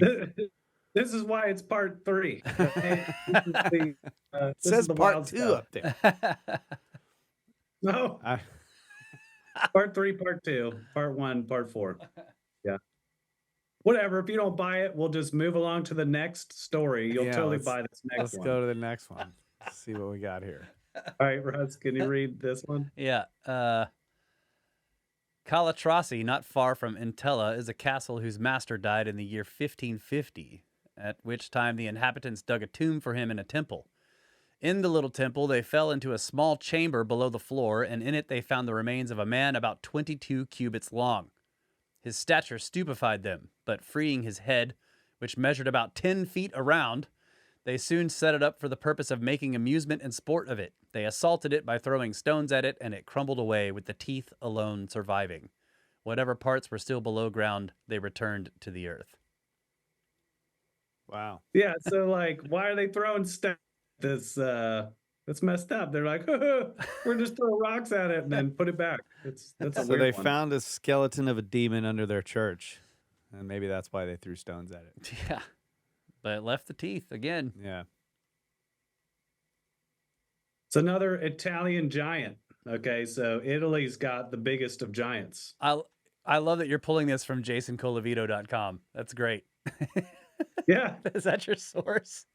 that just this one. Yeah. I just wanted to give him a little shout out. Yeah, that's fantastic. You pulled this story from like one of the biggest skirps of our time. yeah, Yeah. I know. Well, he's got but okay. He is very dismissive on a lot of things, but he finds some of the he's Italian, and he likes the Italian stories. Okay. Yeah. I like this story too. Yeah, so he does totally say he really doesn't like the American giants. And he also doesn't like a lot of the conquistadors stories, but he does love his Italian giants. So yeah, I sourced him. He's only, less than 1% of the presentation, so don't judge me, okay? I'm not judging you. I think it's great. Yeah. Even he's got a little belief in some of this stuff, okay? All right, we got Herodotus. All right. Herodotus Histories. Lycus or Lycus, then, being one of these, discovered it in Tegea by means of both fortune and ability. For as there were at that time dealings under truce with the men of Tegea, he had come to a forge there and was looking at iron being wrought, and he was in wonder as he saw that which was being done. The smith, therefore, perceiving that he marveled at it, ceased from his work and said, Surely, thou stranger of something, Lacedaemon, if thou hadst seen that which I once saw, thou wouldst have marveled much, since now it falls out that thou dost marvel so greatly at the working of this iron. For I, desiring in this enclosure to make a well, lighted in my digging upon a coffin of 7 cubits in length, and not believing that ever there had been men larger than those of the present day, I opened it, and I saw that the dead body was equal in length to the coffin. Then after I had measured it, I filled in the earth over it again. He then thus told him of that which he had seen, and the other, having thought upon that which was told, conjectured that this was Orestes, according to the saying of the oracle, forming his conjecture in the following manner.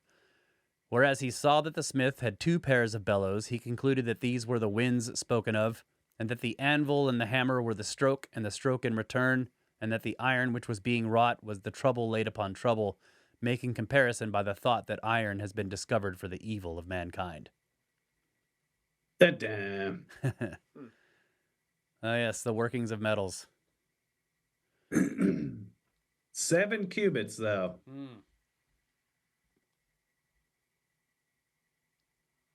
Yeah, that is an interesting idea, the story. That Well, let's the smith continue working with- iron finds a giant beneath his...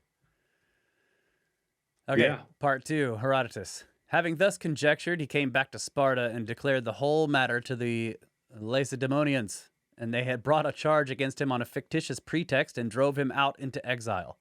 So, having come to Tegea, he told the smith of his evil fortune and endeavored to hire from him the enclosure. But at first he would not allow him to have it. At length, however, Lycus persuaded him, and he took up his abode there. And he dug up the grave and gathered together the bones and went away with them to Sparta. From that time, whenever they made trial of one another, the Lacedaemonians had much the advantage in the war, and by now they had subdued to themselves the greater part of the Peloponnesus besides. However, in later time after these events, i.e. the Battle of Plataea and Boeotia, many of the Palatians had also found chests of gold and silver of other treasures. And moreover, afterwards, this which follows was seen in the case of the dead bodies here, after the flesh had been stripped off from the bones, for the Palatians had brought together the bones all to one place, and there was found, I say, a skull with no suture, but all of one bone. And there was seen also a jawbone, that is to say, the upper part of the jaw, which had teeth joined together, and all of one bone, both the teeth that bite and those that grind, and the bones were seen also of a man 5 cubits high. So, his language is kind of challenging, right? Yeah. But this is, it's interesting because it's Herodotus. I mean, going into what appears to be, non-storytelling, like he's retelling historical events. So I wanted to get both of you guys' thoughts on this. Yeah, it does seem like he's recounting, like it's not like he's telling a myth here, right? He's recounting what would be considered to be history. Well, he's controversial because it's like he's the only one writing so much detail at the time. So it's like historians kind of have to analyze what he says, but there's so much detail and stuff of what he says that they're like, he couldn't possibly know this type of thing. So there's a lot, it's like they have to take what he says because it's basically the only source or the best source for the time. But there's so much stuff of what he says that historians are just like, God, this guy is so full of shit. Yeah, or he's just So- writing down what he was told by someone else, right, without any kind of verification. Yeah. Yeah, he'll go into detail about a conversation between 2 guys in the middle of a war. And it's just like, how this can't be true, And like Yeah. he said this to him, and then he said this back, and blah, blah, blah. Like he'll do all this stuff. So I'm just telling you that's the way Herodotus is looked at by historians. So I don't know. Yeah. This is why it's in part 3. This is the unverified, interesting stories. But yeah, I mean, yeah, for sure, he's a very detailed writer. I still thought this story was pretty cool. Yeah. And we'll never know. Where is this? Why does he decide to just put in there a random fact about this huge skeleton in a pile of bones after a bunch of people moved a bunch of dead bodies somewhere? I mean, that's Yeah. interesting. Yeah. It's that kind of stuff. You're like, is he making this up, or he must have been told this? Like what? Yeah, and it's not just a giant skeleton. It's like this. There was a skull with no sutures. Yeah. A jawbone where all the teeth they seem to be one bone, like like the elephant teeth or whatever. Yeah. It's just like one massive. Yeah, it's like he's known to sort of embellish stories, especially like in the, in like a really exciting part of a war. Mhm. But this is not that. This is just like, Yeah. it's weird. Yeah, he's like, they found some weird bones, and there was also bones of a man who was 5 cubits high. Yeah. It's Oh, like no. the priest in the Amazon. He's like, he writes for hundreds of pages of like, here's the detail of what these people do. Here's their culture. Here's what they eat. Yeah. And then like, here's all the different flora and fauna. And he's like, oh, and then we were going down the river like 200 pages in. And he's like, oh yeah, they brought me a 12-foot dude.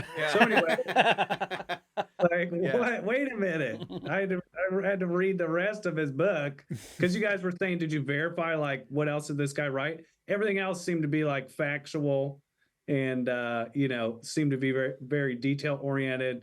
Like he's bringing some historical information back, to Europe, and then he's like, yeah, and there's some giants. So, and then he's like, so anyways, it wasn't like, oh my God, we could just end this story right now. There's a crazy huge dude. He's like, no. Then 200 more pages of like, Yeah. we met these other people, and they had metal. It was neat, and there's dolphins. It was cool, Yeah.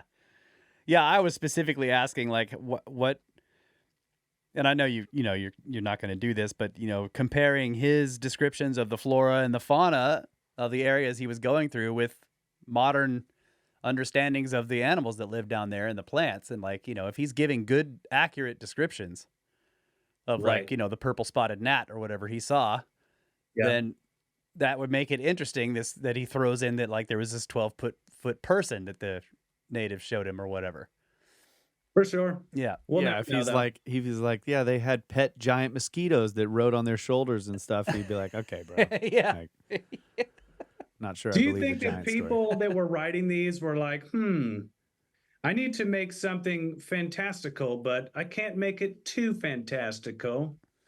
So, no pet mosquitoes that talk to me, but we can take it this far. Yeah. Like people But it, trying to like, let me make a story, but a believable story. yeah, but so you know? for this thing by Herodotus, like it would have been easy for him to embellish a story of a battle where one side had this 15-foot guy who was just wiping everybody out. But it's Yeah. not. It's like bits and pieces of bone. Yeah. So that is interesting. It's Yeah, it We is. need- It doesn't suddenly turn into like a fairy tale, Yeah. right? It's this. I would say that's the same with these other stories you brought up of people digging a well or a cellar, coming upon a cave, and there's an enormous person in there, that crumbles to dust. I mean, it isn't that different from some of the stuff that we hear with the mounds and the skeletons found there. There's no like accurate measurements given, except for the idea that he had this staff and the staff was filled with lead. That is a very strange idea. sounds like a wand. Yeah. Well, how about this? How about stories from all around the world before people were exchanging a lot of history over the Atlantic and Pacific, having similar stories. So they're not influencing each other, but they have similar stories of finding giants. And in 1350, they're not currently transferring information and Yeah. ideas, whether it's fact or fairy tale. Yeah. So Yeah, I don't know. I don't know. On the one hand, you could say, this is sort of the like everybody builds pyramids this way, right? It's like it's not surprising for people to make up stories about giant people, right? I believe every single story. Next slide. Where are the modern okay. stories? Where are the modern stories of people like, so I went over there and there was like a 14-foot dude at this island or whatever I have a that I modern visited? story, and we're saving that for the Patreon. And it's going to be fantastic. There's a story from like the 2020s. Yeah. Okay. Oh, you're going to be excited, bro. I am. I'm excited. Okay, so yeah. So this, by the way, get ready, Kyle, because the next slide, you're going to read the next slide. Oh man. Sweet. So am I reading this one? Pliny? Yeah, but you don't need to read, Plinius is like, everybody knows who Pliny is, Pliny the Elder. So you could start on the second dot, please. It is a well-known fact that at the age of 3 years, the body of each person is half the height that it will ever attain. Taking it all in all, it is observed that in the human race, the stature is almost daily becoming less and less, and that sons are rarely taller than their parents, the fertility of the seed being dried up by the heat of that conflagration to which the world is fast approaching. A mountain of the island of Crete having been burst asunder by the action of an earthquake, a body was found there standing upright 46 cubits in height. By some persons it is supposed to have been that of Orion, while others again are of opinion that it was that of Otis. It is generally believed, from what is stated in ancient records, that the body of Orestes, which was disinterred by command of an oracle, was 7 cubits in height.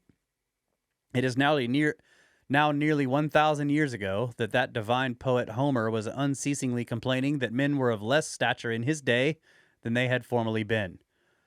Our annals do not inform us what was the height of Naevius Pollio, but we learn from them that he nearly lost his life from the rush of the people to see him, and that he was looked upon as a prodigy. The tallest man that has been seen in our times was one Gabarus, or Gabara by name, who was brought from Arabia by Emperor Claudius. His height was 9 feet and as many inches. In the reign of Augustus, there were 2 persons, Posio and Secundilla by name, who were half a foot taller than him. Their bodies have been preserved as objects of curiosity in the museum of the Sallustian family. Yeah, so that's, supposedly they were in the museum. Yeah. And people go see them. Now, 46 cubits. 46 cubits. That's pretty big. So, actually, I'm the only person that has a picture of this Gabara. And I found it's not on the regular interwebs. And Kyle, you can read the description. I'm very excited. What?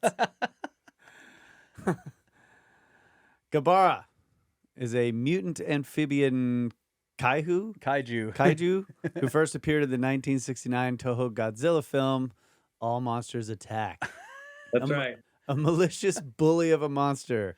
Gabara existed within the dreams of some guy in All Monsters Attack as a representation of some other guy's real life bully, also nicknamed Gabara. You don't have to go any further, buddy. Thank you so much. Great. And the nice quote is, "That Gabara has lost again. Go home, Gabara. You are a loser." Yeah. So this is for people that aren't watching YouTube and just listening. This is kind of like a Godzilla. This is the only picture I could find. Sorry. A heinous monster. He's described as a heinous monster. Heinous. Yes. All right. There's my stupid slide of this episode.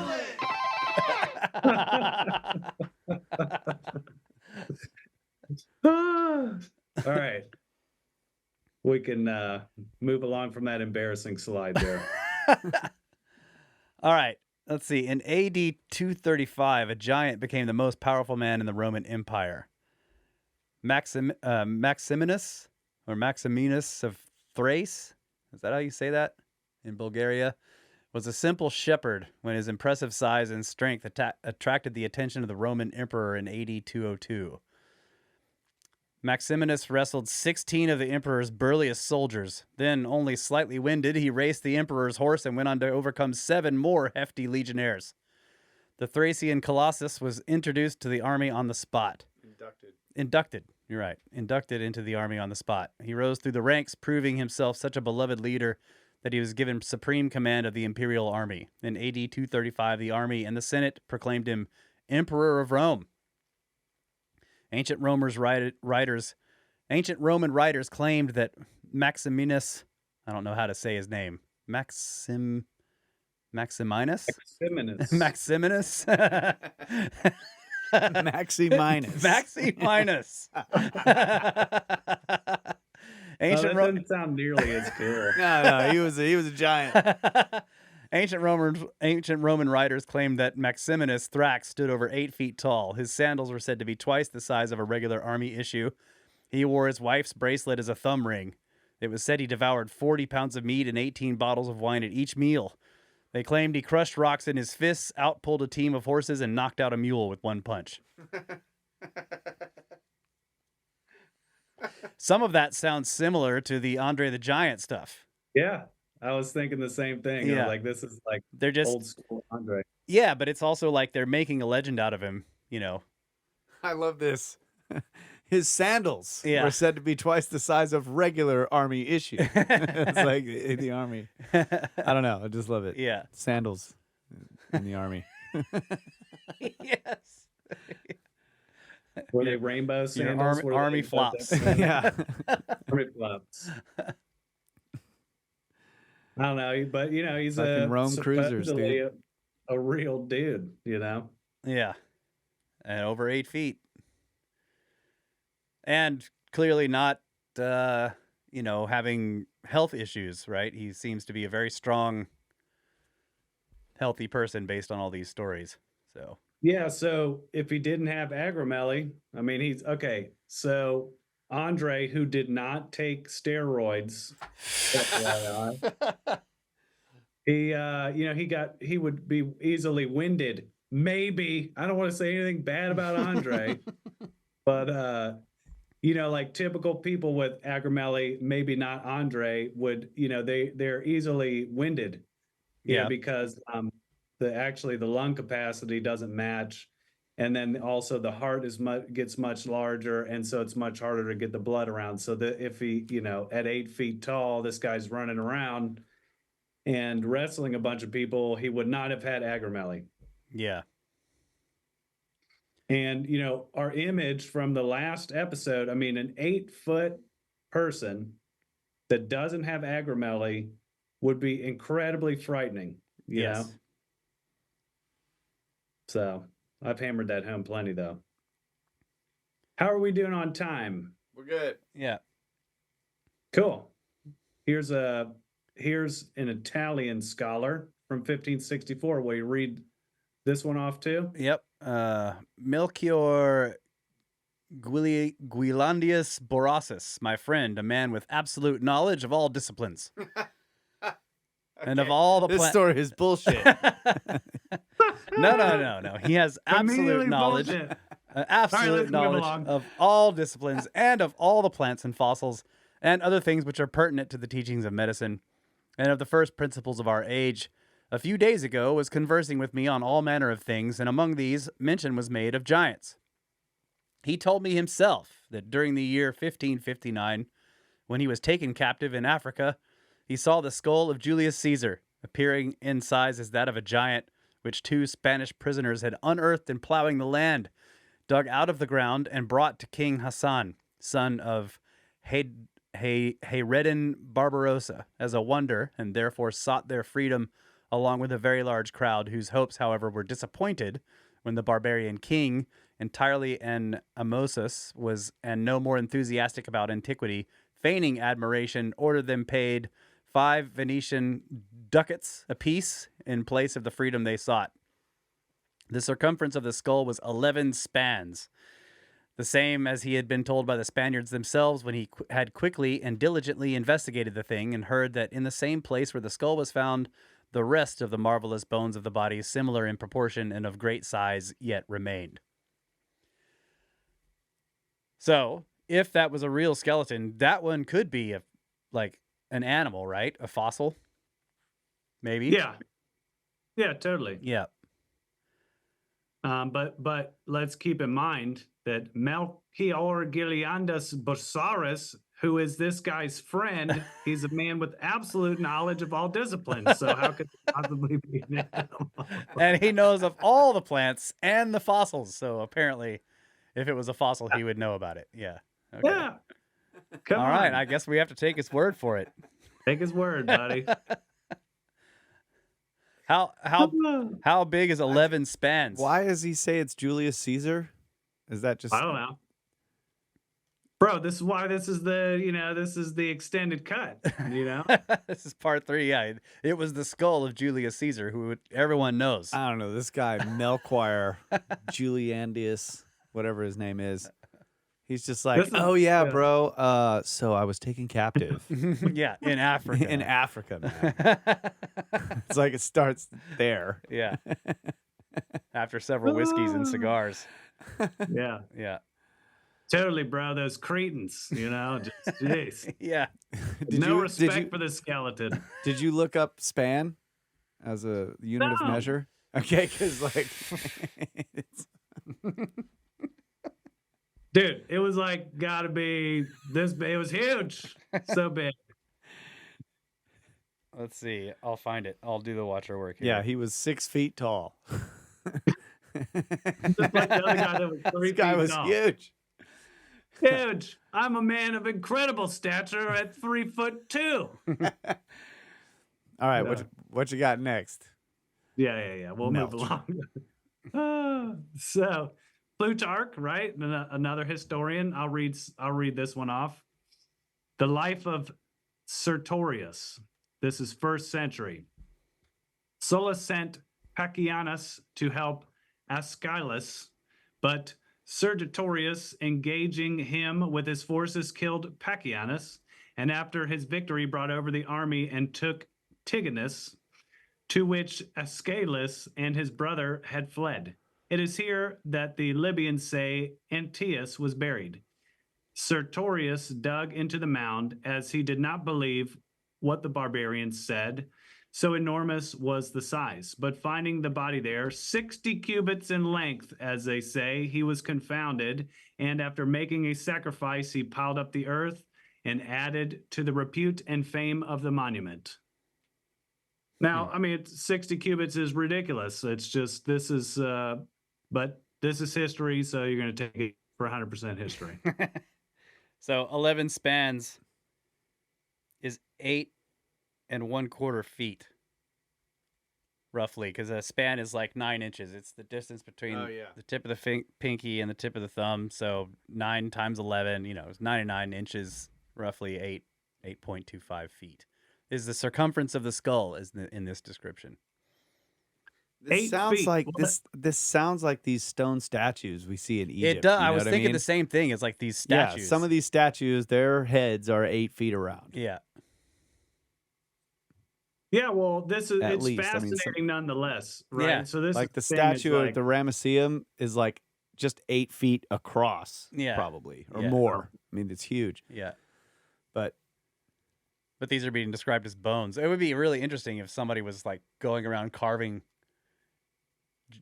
giant bones in ancient times and leaving them lying around. That would be hilarious. Well, I got some. Some less. I was just thinking. Did you tell this on the show or during the break about Mark Twain? Oh, it was on the break. Okay. Yeah. I don't know if you're gonna bring that up, but that's for some Patreon only. Okay.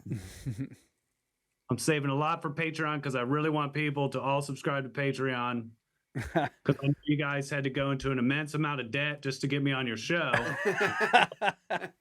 Now we gotta recoup that money. You know what I mean? I don't have to pay all your other guests as much as you pay me, but if you do, I mean, I know you're gonna need a lot more Patreon people. We need some bones.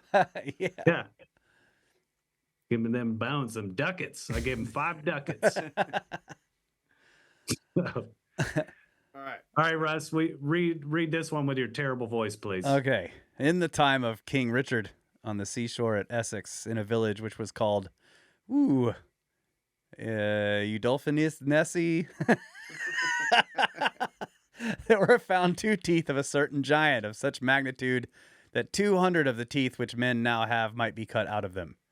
These teeth we saw at Coggeshall, and we handled them with plenty of admiration. A rib of this giant was also discovered in the same place, of astonishing size and breadth. There was found in the province of York, on the seashore, the head of a giant, which was capable of holding a summa, or 8 bushels of grain. All of this bears witness to the truth that which we read in the ancient histories about the bodies of the giants. And there was also seen by people known to us in Gwalia a young man of immense stature, whose height was 5 cubits, and great was the length and thickness of his fingers, but he was deprived of his strength by some chance during his adolescence. In the same province, in the same year, in a grassy plain, there appeared human footprints of extraordinary length, and wherever these footprints had been pressed down, the grass remained scorched as if by fire. Wow. That is 27. Yeah. So this one they described, though, sounds like he had the sickness. defect, gigantism, or whatever it is. Yeah. Because he was weak. Yeah, so let's point this out. Even in 1227, people were distinguishing to some degree between agromeli and being a healthy, proportionate person. Yeah. Yeah, a young man of immense stature, but he was deprived of his strength by some chance during his adolescence. Interesting. Yeah, this is Marty style, dude. We're going way out and picking a lot of little things. You got to piece it all together. You know what I mean? Yeah. But this stuff is cool. I mean, 1227, supposedly, people weren't, again, transferring massive amounts of information overseas. Yeah. Yeah, the burned footprints is also interesting. Yeah, I figured you would dig that. Yeah. What is up with human footprints of extraordinary length, where the grass had been pressed down, it remained scorched as if by fire. Yeah. I don't know what's up with that. That's a weird part of the story. All right. We're going back to America, but this is an interesting one in 1880. Scientific American, Ancient American Giants. The Reverend Stephen Bowers notes in the Kansas City Review of Science the opening of an interesting mound in Bush Creek Township in Ohio. The mound was opened by the Historical Society of the township under the immediate supervision of Dr. J. E. Everhart of Zanesville. It measured 65 by 34 feet at the summit, gradually sloping in every direction, and was 8 feet in height.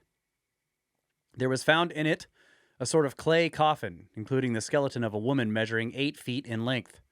Within this coffin was also found a child about 3.5 feet in length and an image that crumbled when exposed to the atmosphere.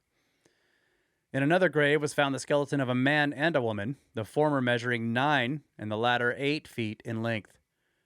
In a third cave occurred 2 other skeletons, male and female, measuring respectively 9 feet 4 inches and 8 feet.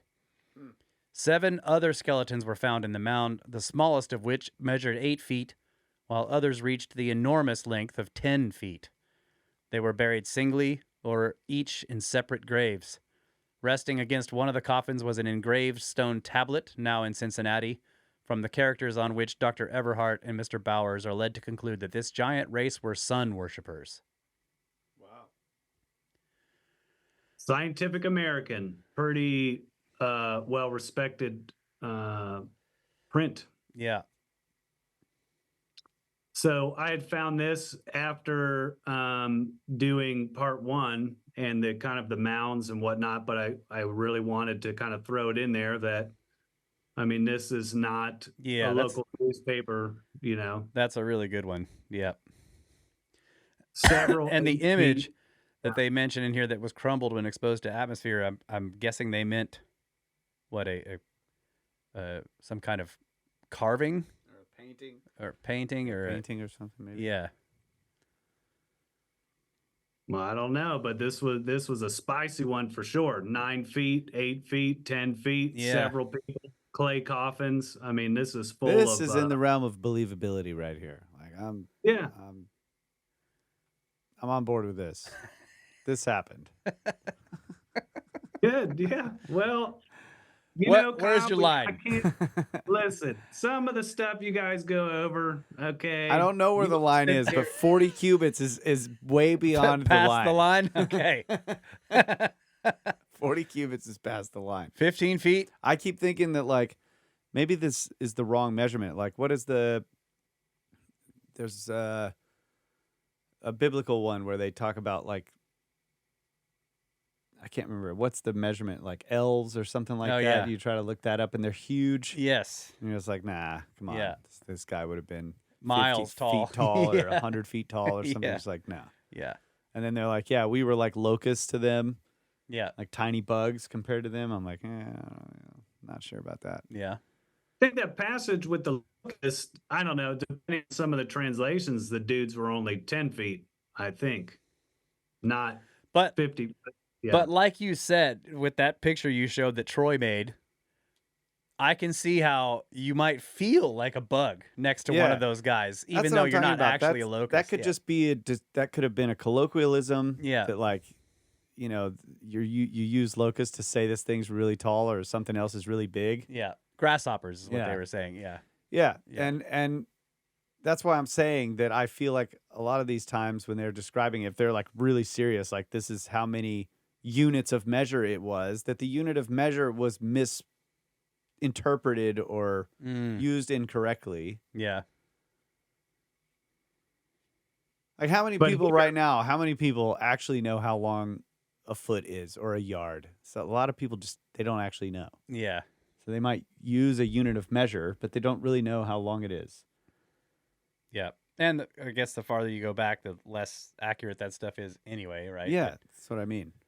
And also, how many different ones were there? Because Yeah. there was no standard. Right. So they're just using some rando measurement that they have. Well, feet at some point was however long the king's foot was. Exactly. Who went? How many peasants went and measured the king's foot? Yeah, exactly. And of course, the king's going to be like, well, of course I have a 16-inch foot. I'm a man of incredible stature. Yeah. So, All but right. yeah, this one's under standard science, we know what a foot is here, and we got 10 feet. So case closed, Johnson. Got a 10-foot. So we need to have Troy make a picture of now the 10-foot dude next to the 6-foot dude next to the 8-foot dude and show how tiny Andre the Giant was. I just want to tick your fans off. Andre's tiny, bro. Yeah, there was definitely some Andre fans that came out of the woodwork from that first episode. Had no idea. No clue. Yeah. The number one complaint, both in Discord and on YouTube, is like, how dare you talk about Andre in this manner? Like, wow, Yeah. my bad. I didn't even have corrections for this because I didn't mention Andre in part 2. Other than he's great, Andre is the best. We love him. He's so nice. It's just because of that movie, that Princess Bride. Bride. Yeah, I mean, he was the heel in WWE. Oh, you are going to get roasted Oh, yeah, for you're not gonna- knowing the name of you're that. gonna- yeah. That movie. Whatever that movie was called that he was in. It's that right movie, The where I'm at. Prince's Bride or something. Yeah, that terrible crap movie. That, Oh, wow. Yeah. One time. So terrible. And My parents made me watch it. Otherwise, I wouldn't have ever watched it. Well, we better take a break. Yeah, let's wrap it We need up. to save him from himself. It's already 2 hours. Are we? Should we? That's wrap true. it up? It ended on me bashing Andre. Like, You want to do? Do you want to wrap this up with a few more, or are we going to go long? okay. This Because we've basically done 3 40-minute segments. Yeah. So We've done Cool. 2 hours Well, of show already. Yeah. That's great. Let me see. I think that Scientific American is a very good one to end on. And you know what? We could just say this. Go to the Patreon, become a Patreon member, and we're going to go over a bunch of other stuff that was way cooler than in all 3 of my presentations. Wrap it up right here. All right. Well, thanks, man. Yeah, I'll put the links to the Patreon and in the show notes for sure. great stuff. Yeah. Appreciate it, man. Yeah, I really do appreciate it. And in the Patreon, I'll show you the evidence of a 200-foot giant. Nope. I mean, easy. Kyle's going to be mind blown. 200 feet. It's going to be so awesome. I want to find out where Kyle's line is. Yeah. Right? I don't know. We have to just keep going through stories. Yeah. We got to find the line. It's 40 cubits is too big. Yeah. 10 feet is 39 okay. 10 feet's all right. 39 cubits, no problem. I'm not opposed to 13 and even maybe 15 feet, Yeah. but We'll get you there. 40 cubits. Yep. It does seem. I don't believe 40 cubits either. When we start, okay, it's at least like when we start getting to the 20s, I'm just like, I don't know about that. Yeah. That's too much. Well, we'll go over a little bit of mud fossils. Okay. In the Patreon. From the mud floods? From the mud floods.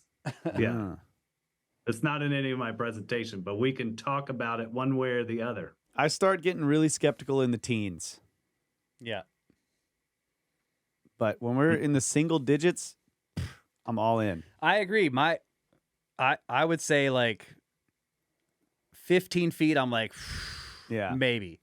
But once you start going 18, 19, 20, I'm kind of like, I don't know. Yeah. And, you know, when you like the most seemingly credible stories, at least in terms of their sources, you're in the like single digits. Yeah. Or maybe 10 Yeah, feet. like approaching 10 feet Yeah. at on the agree. larger size. So and then it's like doctors and people, you know, whatever, and then it's stuff that's been published. But Yep. then when you're in the teens, and especially in the upper teens, it's like, yeah, some guy saw it. Whatever. I don't That's know. why It's just- that story from the doctor admittedly it was from the 1500s or whatever. Oh, I thought you were going to say, admittedly, he was Swiss. No. Swiss people never lie. I'm saying that he said 19 feet tall, right? Yeah. And so that Yeah. was and so, okay, the only thing you have there is it's old, very old. And so it's like this guy, you know, no one would call him a medical doctor now. He would be basically a witch doctor, right? It's not like he's going to be, but still you would expect him, you know, he has his own skeleton, okay? Yeah. But He's he an doesn't- anatomist. But he doesn't have a huge body of knowledge behind him that he was able to train from Yeah. his entire life or whatever. So it's understandable that he could make mistakes Yes. that more modern people would, you know, scientists would not make. Right. But I would I don't expect, know. We have lots of people that make mistakes in, you know, the most respected doctors even don't have 100% Of course. effectiveness in surgeries. They misdiagnose frequently. Of No. course. But we heard from a master of all disciplines with We're talking knowledge about- of all plants and We're talking fossils. about probabilities Yeah, here, yeah. right? Like Sure. you're more likely to misidentify bones or fossils when you don't like the smaller the body of knowledge is that you're learning from. Yeah. So as that body of knowledge grows and that knowledge spreads and students are being taught this stuff, then you have a larger body of knowledge to work from in order to correctly identify things. So it's just a matter of probability. Yeah. Yeah. I would say that it would seem like, for example, this guy who was the Swiss doctor from the 1500s or whatever, his mistake would have been in correctly identifying the bones themselves, not the length of them, right? I would guess that he would have a pretty good understanding of the human skeleton, especially if he could compare it to an existing skeleton he's got. He lay it down. He's like, this is a 6-foot person. Yeah. And now he's got these huge bones. They're like, this is obviously that bone. Yeah. And he builds a skeleton, and he's like, well, it seems to be 17 or 19 feet tall, whatever. So his error, if it was one, would be in, like, I don't know, identifying a fake.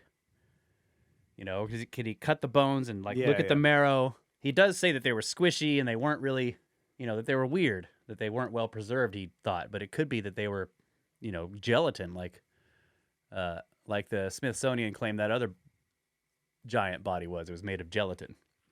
Only took them 13 years. Yeah. But then you have to be like, okay, so who is perpetrating this hoax on this guy? And their whole thing is like, I hate this dude. I hate this man. Let's build a 19-foot skeleton and put it in this cave and bring him out here and get him to write a paper on it that's going to make him look stupid. Yeah, it would be one thing if they were about to make a ton of money on this skeleton. Yeah. That didn't seem to be the case. No. He has it sent to his lab.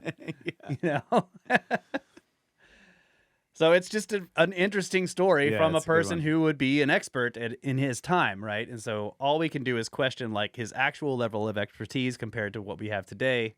There's obviously differences, but at the same time, it seems difficult to say, well, he was just some peasant who was digging a cellar and found some bones and decided, so that's what makes it an interesting story. But then you look at the number and you're like, wow, 19 feet is that's near the line. Yes.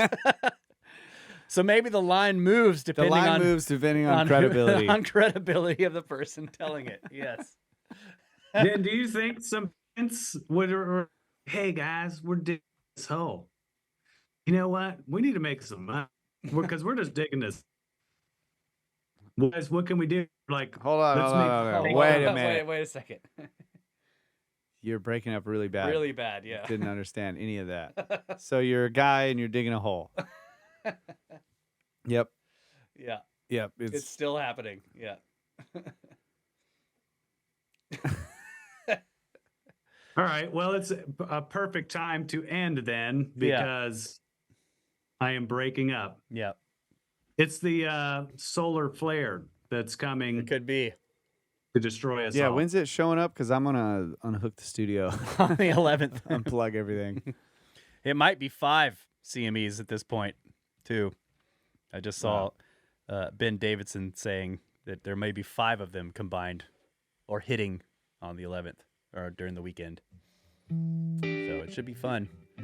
Keep an eye out for that, folks. And once again, thanks, Matt, very much for coming on the show and showing us all this interesting stuff you've dug up. And we look forward to future deep dives if you have them. We are going to have a Patreon discussion after this. And so if you're interested in joining, you can join for as little as $1.08, $1.08, and get the Patreon discussion. And we appreciate any support. And there's plenty of other stuff on the Patreon. I think there's up to 100 different things published there, including a lot of the bumper music, extra episodes we did with lots of our guests and just with each other on different topics, videos from Egypt. There's all kinds of interesting stuff there. So I'll put the links in the show notes. Thank you guys. We love you. Always have. Always will. Good night, Adamu. Sam Squint. Get back to work. Get back to work.